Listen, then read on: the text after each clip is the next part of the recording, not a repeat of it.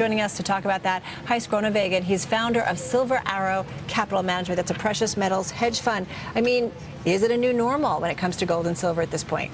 Let's talk about gold. Is it a new normal? No, it isn't. It's a normal reaction. When the market gets very panicky, they sell everything off and they go for cash and treasuries, because that's really the largest market where you can park your money.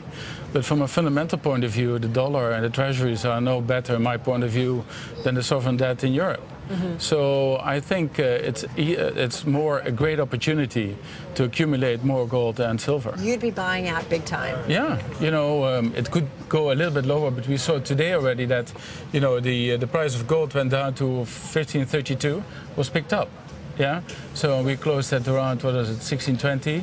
So that tells you that there's a lot of buyers waiting on the sidelines to pick up more gold and silver.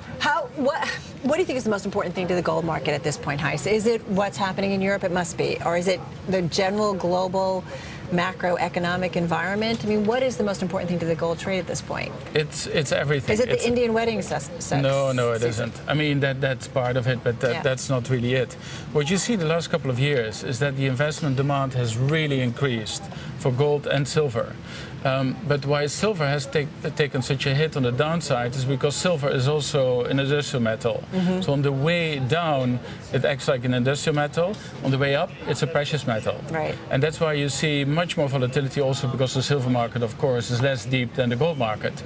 We shouldn't read that when we see the silver market going down. We shouldn't read into it. Okay, it is the macroeconomic environment, the global economic environment coming undone, as so many indicators seem to point to. Yeah, absolutely. I think, as we just discussed, I think the facts haven't changed. The only thing that changes over time now is the perception that the Europeans are doing something about it and that they might come with some solutions, but they're not solving the problem.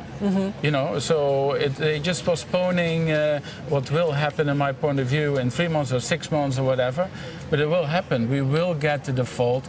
The only reason why they haven't called it a default in Greece is purely because otherwise the banks would have to take the losses on the sovereign debt. And then you get this ripple effect which will go through the banking system. So they want to prevent that at any cost. Right. And the reason why gold and silver is getting sold off is purely because people go for cash, as I said, and treasuries, because those are the largest markets where you can park your money. So what? As soon as there's a little bit of calm back in the market, a little bit more optimism and comfort, that we'll start to see both gold and silver move up again? I believe so. The moment you get sort of benign circumstances, that everything gets back to quote-unquote normal again, I think you see gold and silver picking up again. So what?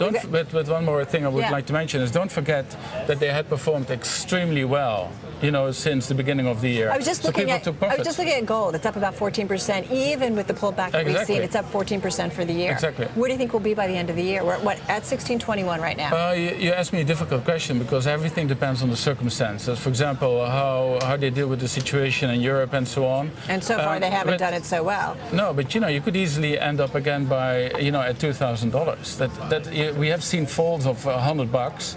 You could also have up days of $100, because we're getting closer and closer to the final chapter. Yeah. Also in the U.S., with the twist. What's the final chapter? It's the last tool in the toolbox, in my point of view. Go ahead, Matt. What's the final chapter? Is this like Armageddon, the final chapter, when we need to buy guns, gold, and water, and that's it? When do you think, what is the final chapter in your opinion, and what do you think central banks' effects on this is? I mean, at some point, if the price gets low enough, don't they want to snap it up too? Say it again. What do you think the central banks are doing with gold at this price? I mean, are they selling it off? There's been a lot of reports about the last couple of weeks. Or are some central banks actually buying gold? No, central banks are not traders, Matt. Central banks are in for the long term. But you have to ask yourself why the central banks are buying gold. Because basically gold can be seen as the opposite of paper money. Paper money was the creation of the central banks, in order to stimulate growth and industrial production, etc., etc. And they buying gold. I mean, why would you buy gold if you create paper?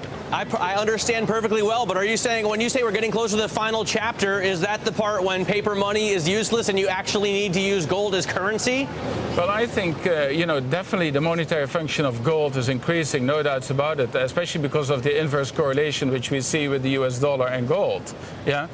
But the moment you know that, and I think it will happen at one stage, when paper money is not worth the amount it's written on, is when you can't buy gold anymore with your dollars.